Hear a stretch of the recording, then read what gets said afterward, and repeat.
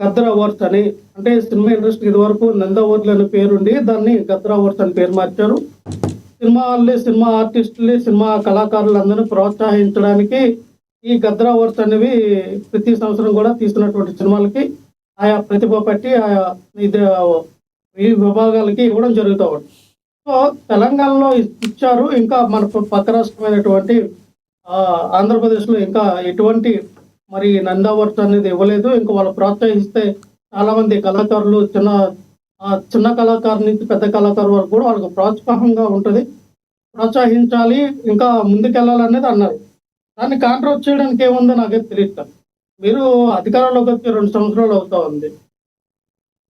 ఈ 2 సంవత్సరాల్లో మరి సినిమా ఇండస్ట్రీ పరంగా రావాల్సినటువంటి మీకు ట్యాక్స్ రూపంలో ఎంతో కొంత లబ్ధి చేకూరుతూ ఉంది.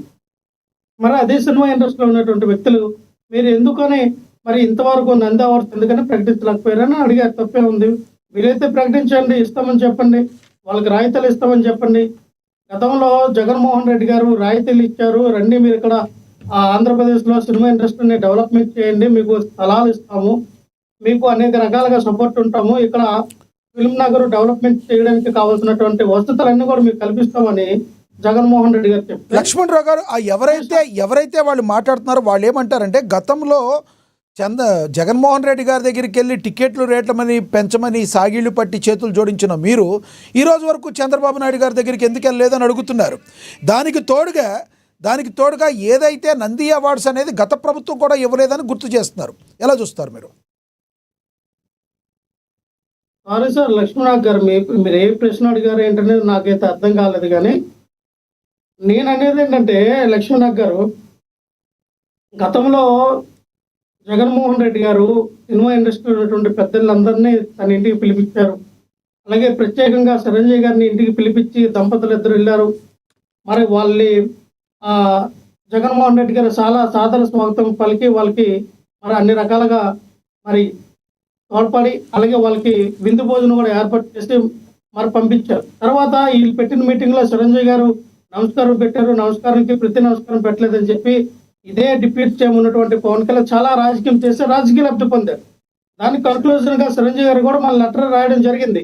నాకు జగన్మోహన్ రెడ్డి గారు ఎక్కడ కూడా నన్ను అవమానపరచలేదు, జగన్మోహన్ రెడ్డి గారు నన్ను కించపరచలేదు, జగన్మోహన్ రెడ్డి గారు నన్ను బాగానే చూసుకున్నారు, నాకు అటువంటి అగౌరవమైనటువంటి పరిస్థితి ఎక్కడ రాలేదని చెప్పి చిరంజీవి గారు లేఖ రాయడము సద్మణిందని చెప్పుకోవచ్చు. నేనేమంటానంటే, ఈరోజు ఇప్పుడున్న పరిస్థితుల్లో మరి డిప్యూటీ సీఎం అయినటువంటి పవన్ కళ్యాణ్ గారు కూటమి ప్రభుత్వంలో ఆయన డిప్యూటీ సీఎంగా ఉన్నారు కాబట్టి, ఆయన కూడా సినిమా ఇండస్ట్రీలో సినిమాలు తీస్తున్నాడు కాబట్టి మరి సినిమా రంగం పైన ఆయన ఎందుకు ఫోకస్ పెట్టట్లా? ఆ రోజున జగన్మోహన్ రెడ్డి గారిని అనేక రకాలుగా తిట్టినట్టు వ్యక్తి ఈ రోజున మీరు ఆ అధికారంలో ఉన్నప్పుడు మీరు ఎందుకని సినిమా ఇండస్ట్రీకి మీరు ఎటువంటి ప్రోత్సాహాలు అందించట్లేదు? ఎందుకు సినిమా ఇండస్ట్రీ డెవలప్మెంట్ కోసం మీరు ఎందుకు పాటుపడట్లేదు? కేవలం మీ సినిమాలు తీసి మీ సినిమా రేట్లు మీరు పెంచుకోవడానికి డిప్యూటీ సీఎం అయ్యారా? మీరు డిప్యూటీ సీఎం అయింది మీరు తీసినటువంటి 1, 2, 3 సినిమాలు ఆ రేట్లు పెంచుకోవడానికేనా? గతంలో జగన్మోహన్ రెడ్డి గారు చాలా క్రిస్టల్ క్లియర్ గా జీవోలో మెన్షన్ చేశారండి. ఆంధ్రప్రదేశ్ రాష్ట్రంలో 25% షూటింగ్ చేస్తే ఇంత రేటు, 30% షూటింగ్ చేస్తే ఇంత రేటు, 50% షూటింగ్ చేస్తే ఇంత రేటు అని పెంచుకోవచ్చండి. నాకు తెలిసినంత వరకు కూడా మరి ఆ జీవోని ఎక్కడ అమలు చేస్తున్నట్టు కనబడట్లేదే. ఈ రోజున పవన్ కళ్యాణ్ గారి సినిమాలు ఏవి కూడా ఆంధ్రప్రదేశ్ రాష్ట్రంలో కనీసం ఒక పోటు గారు ఒక రోజు కానీ ఆ షూటింగ్ చేసిన పరిస్థితి కనబడట్లేదే. కానీ ఎందుకని 500, 1000 రూపాయలు, 1200, 1500 అని రేట్లు ఎందుకు పెంచుతూ ఉన్నారని మేము ప్రశ్నిస్తూ ఉన్నాం. నిజంగానే దీన్ని సినిమా ఇండస్ట్రీ పరంగా డెవలప్మెంట్ చేయాలని ఉన్నప్పుడు మీరు ఎందుకని మరి ఓ రూపాయికి, పావలాకి, 99 పైసలకి మీరు ఎకరాలు ఒక డొల్ల కంపెనీలకి, ఊరు పేర్లేని వర్షాలాంటి కంపెనీలకి ఇచ్చినటువంటి మీ ప్రభుత్వం ఈ సినిమా ఇండస్ట్రీ డెవలప్మెంట్ చేయడానికి విశాఖపట్నంలో ఉన్నటువంటి ఆ భూముల్ని ఎందుకైనా డెవలప్మెంట్కి ఎవరు అని మీరు ఎందుకు అడగట్లా పవన్ కళ్యాణ్ గారు? అది తీసుకోండి, మీరు ఒక 1000-2000 ఎకరాలు తీసుకోండి, మీ అన్నయ్య గారికి ఒక 1000-2000 ఎకరాలు ఇవ్వండి. మిగతా సినిమా ఇండస్ట్రీలో ఉన్నటువంటి 4 పిల్లర్స్ గా 4 కుటుంబాల పేర్లు ఏవో చెప్పుకుంటారో, దగ్గుబాటి, నందమూరి, మరి కొనతేలు లాంటివి ఉన్నటువంటి, అలాగే మోహన్ బాబు, చాలా మంది హీరోలు ఉన్నారు కదా, వాళ్ళందరూ కూడా ప్రోత్సాహాలు ఇవ్వండి, వాళ్ళందరికీ ల్యాండ్స్ ఇవ్వండి, డెవలప్మెంట్ చేయించండి. విశాఖ తీర ప్రాంత నగరంలో అక్కడ విశాలమైనటువంటి తీర ప్రాంతం ఉంది, ఆ భూములను వాళ్ళకి డెవలప్మెంట్ చేయించండి. ఎందుకని చేయట్లా అంటే జగన్మోహన్ రెడ్డి గారు అధికారంలో ఉన్నప్పుడే మీకు సినిమా ఇండస్ట్రీ గుర్తుకొస్తుందా? సినిమా ఇండస్ట్రీ సినిమా రేట్లు పెంచండి అని గుర్తుకొస్తుందా? ఈ రోజు మీకు గుర్తుకు రావా? సినిమా కష్టాలు మీకు కనబడట్లేదా పవన్ కళ్యాణ్ గారు? మీరు సినిమా వ్యక్తే కదా, మీరు సినిమాలో సంవత్సరాలు 2-3 తీస్తున్నారు కదా. ఇప్పుడు అధికారం లేనప్పుడేమో జగన్మోహన్ రెడ్డి గారిని తిట్టడానికి పెట్టినటువంటి శ్రద్ధ ఆ రోజు సినిమాలు తీలా. 2 సంవత్సరాలు కోట 3 సంవత్సరాలు కూడా తీశారు. కానీ ఈ రోజున ఒక సంవత్సరానికి 2-3 సినిమాలు తీసే స్థాయికి వచ్చారంటే మీరు ఎందుకని ఈ రోజు మీరు ప్రశ్నించలేకపోతూ ఉన్నారా? ఎందుకు అడగలేకపోతూ ఉన్నారు చంద్రబాబు నాయుడు గారు? ఎస్, చిరంజీవి గారు అడిగారు, తప్పే ఉంది. దాన్ని కూడా వక్రీకరించవలసిన అవసరం ఏముంది? చిరంజీవి గారు అడిగిన దాంట్లో తప్పు లేదు. ఆయన వక్రీకరణ ఎక్కడ మాట్లాడలేదని సొంత తమ్ముడు డిప్యూటీ సీఎం అయిన ఒక స్టేట్మెంట్ ఇవ్వాలి కదా. చిరంజీవి గారిని ట్రోలింగ్ చేసిన వాళ్ళని పవన్ కళ్యాణ్ గారు ఒక స్టేట్మెంట్ ఇచ్చి మా అన్నని ట్రోలింగ్ చేయొద్దు, మా అన్నయ్య అడిగిన మాటలు తప్పే ఉందని పవన్ కళ్యాణ్ అడగాలి కదా. అదే ఆ ప్లేస్ లో మాత్రం ఇంకెవరైనా ఉంటే మాత్రం వాళ్ళ మీద మీరు బురద జల్లే కార్యక్రమం చేస్తారు. అది కాదండి, ఇప్పుడు ముఖ్యమంత్రి చంద్రబాబు నాయుడు గారు కదా, మీరు ఎందుకు మాట్లాడితే పవన్ కళ్యాణ్ గారు అంటున్నారు? ఒకసారి ముఖ్యమంత్రి చంద్రబాబు నాయుడు గారు కూడా మీ విజ్ఞప్తి తెలియజేయాలిగా. అదొకటి నెంబర్ 1. నెంబర్ 2, గతంలో నంది అవార్డ్స్ మీరు ఎందుకు ఇవ్వలేకపోయింది మీ ప్రభుత్వం? ఇప్పుడు అవార్డు గురించి అడిగితే మీరు టికెట్ల రేట్లు అవి వేరే చెప్తున్నారు. నంది అవార్డ్స్ని గత 5 ఏళ్లలో మీరు ఎందుకు ఇవ్వలేకపోయారు? దానికి ఏమైనా కారణం తెలుసా మీకు? 2014-2019 నంది అవార్డులు ఎందుకు ఇవ్వలేదు?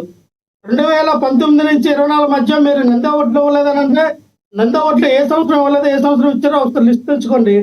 ఈ రోజున అధికారంలోకి వచ్చిన ఈ 2 సంవత్సరాల పీరియడ్లో అది మీరు అధికారంలో ఉన్నటువంటి ఆ డిప్యూటీ సీఎం అయినటువంటి పవన్ కళ్యాణ్ మేము ప్రశ్నించకూడదంటే మీరేం చేస్తున్నారు? మీరు ఎందుకు నంది అవార్డులు ఇవ్వలేకపోయారు? ప్రశ్నించండి సార్, ముఖ్యమంత్రి గారిని కూడా ప్రశ్నించండి.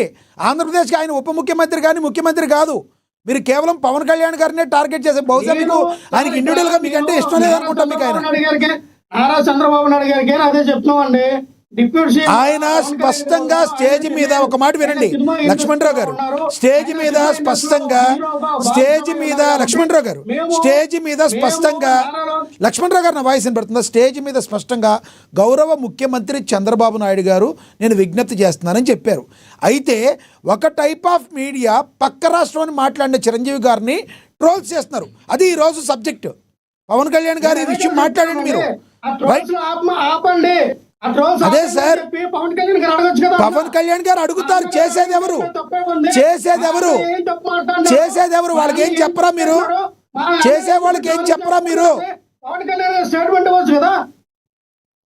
రైట్, మీ అభిప్రాయం అర్థమైంది. మీరు జనసేన నుంచి వైసీపీకి వెళ్ళారు కాబట్టి పవన్ కళ్యాణ్ గారు టార్గెట్ కాబట్టి మీరు ఆయన టార్గెట్ చేస్తున్నారు. ముఖ్యమంత్రి గారిని మీరు ఒక్క ప్రశ్న కూడా అడగరు, అర్థమైపోయింది. మీరు ముఖ్యమంత్రి గారిని ఏ ప్రశ్న అడగరు. ఆయన చంద్రబాబు నాయుడు గారు అక్కడ ముఖ్యమంత్రి, పవన్ కళ్యాణ్ గారు ఉప ముఖ్యమంత్రి. రైట్, ఉప ముఖ్యమంత్రి గారు బాధ్యత తీసుకొని అవును సార్, ముఖ్యమంత్రి గారిని మీరు ఏమైనా చెప్పి ఆ తర్వాత ఉప ముఖ్యమంత్రి దగ్గరికి వెళ్ళాలి. మీరే అన్నారుగా రాజ్యాంగబద్ధంగా ఉన్న పోస్ట్ కూడా కాదని చాలాసార్లు నాడిబెట్లోనే అన్నారు మీరు. రాజ్యాంగబద్ధమైన పదవి కానప్పుడు ఆ పదవికి రాజీనామా చేయండి. నాకు ఉప ముఖ్యమంత్రి పదవి వద్దు, నేను ఆయనకి ఏం కావాలో మీరు ఎందుకు చెప్తారు? పంచాయతీరాజ్ సైన్స్ అండ్ టెక్నాలజీ ఇవే చూసుకుంటాను, నాకు ఉప ముఖ్యమంత్రి పదవితో పని లేదు, ఇది ఎవరికైనా ఇచ్చేయండి, ఇది అనామక పదవి. రైట్ లక్ష్మణరావు గారు, మీరు అడిగిన క్వశ్చన్ తప్పితే మిగతా ఎన్ని చెప్తున్నారు? ఒక్కటి చెప్పండి లక్ష్మణరావు గారు, మీరు అడిగిన క్వశ్చన్ తప్పితే మిగతా ఎన్ని చెప్తున్నారు? పవన్ కళ్యాణ్ గారిని వదిలేసి అసలు ఇక్కడ ముఖ్యమంత్రి చంద్రబాబు నాయుడు గారికి విజ్ఞప్తి చేయడంలో చిరంజీవి గారు తప్పేమన్నా ఉందా? ట్రోల్స్ చేసే వాళ్ళకి మీరు ఏం చెప్తారు? నేను అదే చెప్తానంటే, అదే పవన్ కళ్యాణ్ గారు మీరు అధికారంలో ఉన్నారు కాబట్టి మా అన్న తప్పే. పవన్ కళ్యాణ్ గారు అధికారంలో ఉండటం ఏంటండి? అధికారంలో ఉంది కూటమి ప్రభుత్వం, ముఖ్యమంత్రి చంద్రబాబు గారు. ఒక సెక్షన్ ఆఫ్ మీడియా అది ఒక సెక్షన్ ఆఫ్ మీడియా అంటే చంద్రబాబు నాయుడు గారు మీడియా. చంద్రబాబు నాయుడు గారు మీడియా తిట్టినప్పుడు ఆ చంద్రబాబు నాయుడు మీడియాకి ఈ పవన్ కళ్యాణ్ చెప్పాలి కదా, మా అన్న తప్పేం మాట్లాడినాడు, తప్పేమన్నాడు, ఆయన మాట్లాడిందే కరెక్ట్ కదా, మీరు ఆ ట్రోలింగ్ సాపండి అని చెప్పి చంద్రబాబు నాయుడు గారు వార్నింగ్ ఇవ్వాలి కదా పవన్ కళ్యాణ్. కంటిన్యూ. నేను అదే సార్, మళ్ళీ కంటిన్యూ అంటే మళ్ళీ చిరంజీవి గారు ఆయన అడిగిన దాంట్లో తెలంగాణలో ఏ రకంగా అయితే కళాకారుల్ని వాళ్ళు ఎలాగైతే ప్రోత్సహించినారో ఇక్కడ కూడా ప్రోత్సహించండి అన్నారు. ఆర్ నారాయణమూర్తి కూడా అడిగారు. అసలు ఆ చిరంజీవి గారు సెకండరీ అన్నారు తెలిసినండి. ఫస్ట్ మాట్లాడింది కళాకారుల గురించి ఆర్ నారాయణమూర్తి గారు మాట్లాడారు. అయ్యే ఇక్కడ రేవంత్ రెడ్డి గారు దూసుకెళ్ళిపోతూ ఉన్నారు, సినిమా ఇండస్ట్రీకి కావాల్సినటువంటి వసతులన్నీ కల్పిస్తూ ఉన్నారు, అనేక రకాలుగా మమ్మల్ని ఆదుకుంటూ ఉన్నారు అని చెప్పి నారాయణమూర్తి గారు మాట్లాడారు. అలాగే పక్క రాష్ట్రంలో ఉన్నటువంటి చంద్రబాబు నాయుడు గారి, అలాగే పవన్ కళ్యాణ్ గారి, నారా లోకేష్ గారు దీని మీద దృష్టి పెట్టండి, అవార్డులు ఇవ్వండి, కళాకారులు ఆదుకోండి, ప్రోత్సహించండి అని చెప్పి ఆయన మాట్లాడిన తర్వాత లాస్ట్ లో చిరంజీవి గారు మాట్లాడారు. పక్క రాష్ట్రం అన్నారు. పక్క ఏం చేద్దాం పాపం, నారాయణమూర్తి గారి కంటే చిరంజీవి గారు తొందరగా ఐడెంటిఫికేషన్ చేస్తారు కాబట్టి ఆయన్ని ట్రోల్ చేస్తున్నారు. మీరు చెప్పుంటే పాపం ఒకవేళ ఆయన్ని ట్రోల్ చేసేవాళ్ళేమో, నారాయణమూర్తి గారిని ట్రోల్ చేసేవాళ్ళేమో. చిరంజీవి గారు మాట్లాడిన దానికి నారాయణమూర్తి గారు మాట్లాడిన దానికి రెండింటికి జనాలు రిసీవింగ్ తేడా ఉంటుంది కదా పాపం. మరి రాజకీయంగా మీరు ఏ రకంగా తీసుకొని మీ కూటమిలో ఉన్నటువంటి మీ కూటమికి కపేలాలు వాయించే, భజన వాయించే, చిరతలు వాయించే మీడియా ఛానల్ మీకు చిరంజీవి గారిని బొగ్గలు పెట్టిస్తున్నాయని మీరు మాట్లాడితే వాళ్ళకి పవన్ కళ్యాణ్ సమాధానం చెప్పాలి, కానీ మీరు సమాధానం చెప్పడం ఏంటండి? ఎవరిని ఎవరంటున్నారు మీరు? నాకేం అర్థం కావట్లా.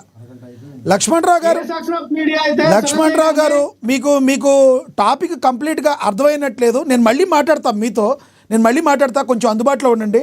మనతోటి రాజకీయ విశ్లేషకులు కేఎస్ ప్రసాద్ గారు ఉన్నారు, ఆయనతో మాట్లాడదాం. ప్రసాద్ గారు నమస్తే అండి.